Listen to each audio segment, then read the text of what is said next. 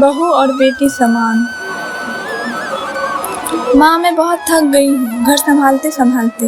यहाँ मेरी थकान किसी को नज़र नहीं आती। कुछ दिन आराम करना चाहती हूँ। सोच रही हूँ कुछ दिनों के लिए अपने मायके आ जाऊँ। आते हुए अपने बच्चे को भी साथ ले आऊँगी। वे वहीं से स्कूल चले जाएंगे। आखिर एक ही शहर में ससुराल होने का और मायका होने का कुछ तो फ़ायदा मिले। नम्रता ने फ़ोन पर अपनी माँ से कहा। पार्वती जी ने दूसरी तरफ से कहा, हाँ बेटा, जब तेरी इच्छा हो आ जाना। आखिर ये तेरा भी तो घर है। ठीक है माँ, मैं कल ही आ जाऊँगी, नम्रता खुश होकर बोली। हाँ बेटा, कल आ जाओ, मैं तुम्हारा इंतज़ार करूँगी। अभी मैं फ़ोन रखती हूँ, मुझे मंदिर जाना है। कमला जी ने फ़ोन रख दिया और सीधे किचन में गई। किचन में खाना बना रही बहू से बोली, अरे अनुपमा, सुनो, कल तुम्हारी ननद आ रही है। आज बाज़ार जाकर फल सब्जी और मिठाइयाँ लेकर आना। बेचारी मेरी बेटी ससुराल में नौकरों की तरह काम करती है और उस पर कोई ध्यान नहीं देता। यहाँ आएगी, कुछ दिनों रहेगी तो उसका मन और तबीयत अच्छे रहेंगे। सास के मुंह से ऐसी बातें सुनकर अनुपमा का चेहरा उतर गया। वह मन ही मन सोचने लगी, काश आपको मेरी थकावट भी नजर आती। मैं भी दिन रात झाड़ू पोछा, बर्तन, खाना बनाना, मार्केट जाना और हर वह काम करती हूँ जिससे हमारे परिवार वालों को कोई दिक्कत न हो। काश आप मुझ पर भी ध्यान दे पाती।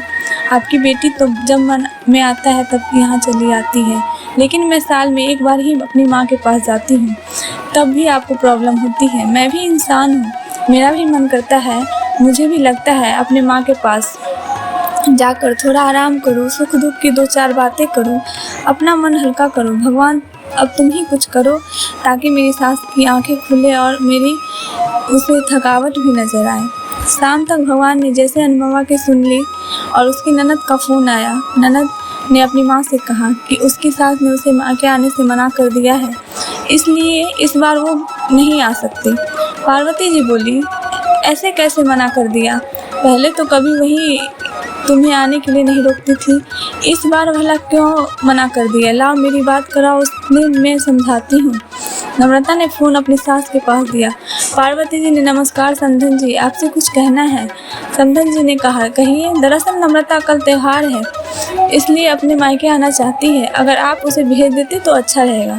नम्रता की सास ने कहा, देखिए समधन जी, आपकी बेटी मायके जाकर इस बात के लिए हमेशा उसे कभी नहीं रोका है और इस बात से हमें कोई प्रॉब्लम है भी नहीं। कुछ दिनों पहले मैं अपने रिश्तेदार के शादी में गई थी।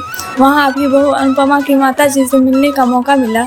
उनसे गपशप करने के दौरान उनकी बातें से पता चला कि अनुपमा को साल में एक ही बार अपने मायके जाने को मिलता है और वह भी अपने बहुत समय के लिए नहीं। मुझे लगता है आपको पहले अनुपमा को उसके मायके भेज देना चाहिए और वह जब मायके होकर आ जाएगी तो मैं नम्रता को आपके पास भेज दूँगी। एक बहुत ज़रूरी बात तो मुझे लगता है आपको समझ लेनी चाहिए कि आपको अपनी बहू को भी बेटी की तरह या बेटी को भी ज़्यादा प्यार देना चाहिए। उसे भी मायके जाने की इच्छा होती होगी। हो सकता है नम्रता के वहाँ जाने से उसकी अवगाहत करने के लिए आप उसे उसके मायके नहीं भेजती होंगी, या फिर वह आपसे कुछ कहने से भी अभी डरती होगी। अगर आप उसको घर में ही कैद रखेंगी तो एक दिन ऐसा आएगा जब वह आपके खिलाफ बोलने लगेगी, फिर वह आपकी नहीं सुनेगी, जब चाहे तब अपने मायके चली जाएगी। ऐसी परिस्थिति आए, इससे अच्छा है कि आप कुछ बदलाव अमल में लाएं जिससे आपका रिश्ता और रिश्ते में मिठास खराब न हो। पार्वती को अपने समधन के हर एक शब्द में सच्चाई नजर आई। उन्हें महसूस हुआ कि उन्होंने अपनी बेटी के प्यार में अंधे होकर कभी भी अपनी बहू के मन का विचार नहीं किया। उन्होंने हमेशा ही अपनी बेटी को अपनी बहू से ऊपर रखा। दूसरी तरफ नम्रता भी अपनी भाभी के बारे में हो रही इस बातचीत को सुन रही थी। उसने भी रियलाइज किया कि वह कभी भी अपनी भाभी के साथ ठीक से बात नहीं करती है। जब जब वह अपने मायके जाती है तो भाभी थोड़ी उदास रहती है। पार्वती जी ने अपनी बहू को बुलाया। उससे कहा कि अनुपमा कुछ दिनों के लिए नम्रता नहीं आने वाली है, इसलिए पहले तुम अपने मायके होकर आओ। यह सुनते ही अनुपमा का चेहरा खिल गया, क्योंकि यह पहली बार था जब उसकी सास ने सामने से उसे अपने मायके जाने के लिए कहा था। अगले दिन अनुपमा अपने मायके गई और इस बार 1-2 दिन नहीं, पूरे हफ्ते भर रह कर आई।